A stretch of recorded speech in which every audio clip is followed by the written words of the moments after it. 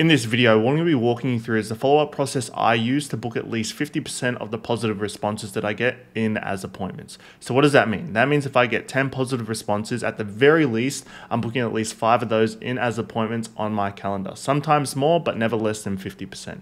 If you don't already know who I am, my name's Shade Etheria. I'm the founder of acquisitiongrowthpartner.com, and we help establish marketing agencies add an additional 50 to 100K a month within 5 to 10 months using our Apex acquisition system.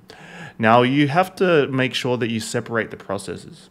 So say, for example, these are going to be the processes that I walk you through leading up to the appointment. There are more follow-up processes in place, such as like post-sales call and stuff like that. But I'm just going to walk you through the processes leading up to the appointment because that's what we're concerned about, is getting more appointments. So you want to separate your follow-up processes because each one will be different and it's a different level of intent. So cold follow-up process, positive reply follow-up process, and no-show/cancellation follow-up process. So cold follow-up process, what is this? Cold follow-up process is, say for example, you send your initial email to a prospect that you think might be interested in becoming a client, and then the follow-up process is like the initial emails in the sequence that comes after that. So you might have a 4-email sequence, so then the first email is the initial one, and then the follow-up one. So you can automate this stuff, but for the cold follow-up process, I have 3 to 4 emails. The reason for that range is because it'll be 3 if I just have the standard, like explaining my case studies and giving them assets of value, which is what I like to use in my cold follow-up instead of just like I'm just bumping this up. But then the 4th one is because then sometimes I might add in like a sequence, say for example, to follow up in 30, 60 days from now, because sometimes when you reach out to these prospects, guys, they're human, they have lots of stuff going on in their life. Maybe driving revenue is one of their priorities, but it's not the main priority at the moment. So you might have just caught these prospects at a bad time. So the reason I say that is because what you can do is you can add in a 4th email in your sequence to touch base in 30 days or 60 days, and just like a simple, is this a better time? It would now be a better time to chat about growing companies' revenue. Something along the lines of that, because you'd be surprised how many people or how many prospects you just caught at a bad time, and you follow up 30 days, 60 days later, and maybe they're more open to talking about, potentially becoming a client or just having a chat at least about your service and what it is that you actually do. Now, positive reply follow-up process. Now, these 2 processes are a lot different because during this process, I'm not sending any calendar links. I'm not really asking for any calls. My call to action is just if they would like more info. Just removing the friction on their end, just to make it as easy as possible for them to say yes or I want more info. And then once I get a response, then because I consider it a positive response, then I'll start sending over links or asking them if they want to book a call. But at this point, over this process, I'm always just asking them if they would like more information. Then for the positive reply, there's intent there. They responded positively and there's some level of interest. Because there's some level of interest, that's when I start sending over either 2 things. 1, a calendar link for them to actually book in a call, or 2, just sending them over some times, like would this time or this time work. I usually use the calendar link, but the times can also work as well. So what does the positive reply follow-up process actually look like? So the first one will be 1 email that gratifies their response, then explains why they should hop on a call. So for example, a positive reply could be, what's the price? And then you might just be like, hey, John, I fully understand that you're curious about what the price is, but at this point, I'm not entirely sure if we could even help you in the first place. So it might make more sense if we just hop on a quick call just to see if we could even help you. And then if it looks like we can, I'll be happy to walk you through the plan, the price, and all the details of how we could actually help you do that. Would you be available at this time? Or would you be open to that? Something along the lines of that, just gratifying their response and explaining to them why it's in their best interest to hop on a call. You don't want to be doing email sales calls. What I mean by that is you don't want to be going back and forth for a month, a week, or however many days it is, where they're just like, you're sort of just playing tennis. They ask you a question, you answer. They ask you a question, you answer. Because then they have no reason or incentive to actually jump on a sales call with you because you're answering all their needs and questions over the call. Whereas you want to use curiosity to your advantage. There's a reason why they responded, because they're curious about what it is that you do and how it is that you can help. So instead of just losing all that leverage and like losing the leverage you have with the curiosity, you can just get them on a call. and explain to them why it's in their best interest. Now, not everyone's going to take you up on that offer. There might be a percentage of people that take you up on that offer, but then this is where the fun stuff happens. This is where you start earning your stripes, because most people won't be disciplined enough to actually follow up 6 to 8 times. People will be like, oh, it's spammy. I don't want to come across as spammy. I don't want to come across as pushy.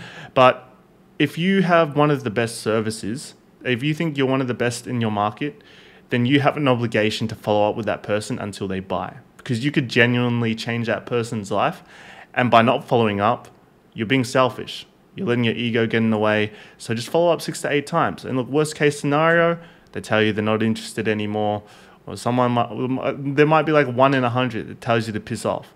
But what's that worth? Maybe 1 in 100 versus this might get you an extra like 3 to 5 clients a month just by following up an extra 6 to 8 times. So weigh that cost to benefit analysis, and just follow up 6 to 8 times. So what do those follow-ups actually look like? So similar to what I was saying before, sending it's either 1, sending over some times, or 2, just sending over a Calendly link, and then just like forming it a different way. Just like, hey, here's a link here, love to chat. And then the second follow-up might be like, hey, looking forward to catching up, and then send the link again. And then the third one might be like, hey, notice you still didn't schedule a session, here's a link again. So sort of just assuming that they want to book a call because there's a reason that they positively responded. So just pushing them back to that Calendly link.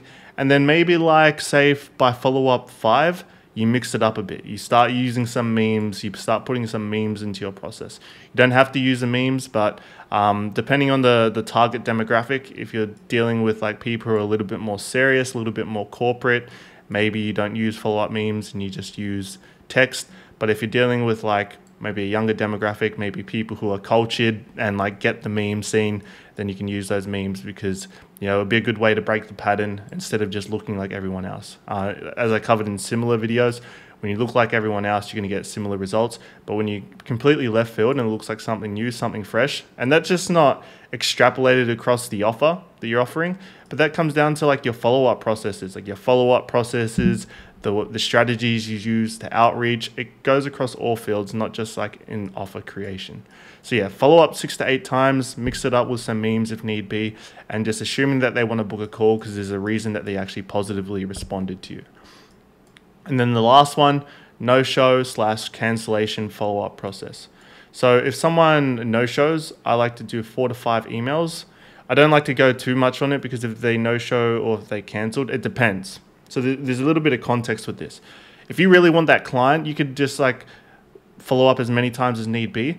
But it also gets to a point where if they no-show and cancel multiple times, it comes down to like a respect thing, a respect out of your time. Because this person's just constantly no-showing. They maybe no-show once, give them benefit of the doubt, but they no-show twice, then yeah, maybe they don't respect your time as much. So maybe they wouldn't be a good partner or a good client for you. So 4 to 5 emails, similar to here before, just pushing them back to Calendly. So I like to send the first email, like say 10, 20 minutes after the no-show. Maybe even leave them a text message as well. Depending on what niche you're in, you might not have phone numbers. So just drop them a quick little message 20 minutes after. And then if they haven't rebooked back in, following up the next day. And between these follow-ups, right, so I said follow up 6 to 8 times. I like to leave around 2 to 4 days in a gap to actually follow up with these people. So I like to leave that much of a gap. Just 2 to 4 days. In the earlier stages, like the first few follow-ups, I like to follow up like maybe like every 1 to 2 days, just be more persistent. But as like the follow-ups go on, so maybe at the 5th or 6th follow-up, I like to extend the gap of time between them. I'm not as urgent, but I'm still making sure that I actually get them done. And then same thing here. I follow up 20 minutes after the no-show, then follow up the next day, and then the 3rd, 4th, and 5th follow-up would be, 2 to 3 days apart, potentially even 4. Even if it falls on the weekend, just still following up and then just pushing them back to the Calendly link. So on top of making sure that you have these processes dialed in, your cold follow-up process, your positive reply follow-up process, and your no-show / cancellation follow-up process, there's one other question that you need to answer. How fast do you respond? And everyone talks about it in local lead gen, like, oh, you need to call your leads in 5 minutes. Well, it's the same thing within like positive responses. Don't necessarily have to be within 5 minutes, but how fast do you respond when someone positively replies? Because if you're taking like 3 days, 5 days, 10 days, well, there's a chance that that person's not even going to respond to you or even like jump on a call because you took so long. So one of the main questions you want to answer is, if you're not seeing results by having these processes in place, is how fast do I actually respond to these people? Now, if you've watched this far, I really do thank you for sticking around to watch the entire video. But if you run an established marketing agency and you're doing around $20,000 a month and you have at least 3 good case studies and you want to add an additional 50 to 100K a month within the next 5 to 10 months, click the first link in the description. Now, you don't have to, you're not obliged to at all. The main thing is that you watch these videos, you get some value from them, and maybe even implement them to help with the results that you're getting. But if you want to do that, click the first link. Thank you.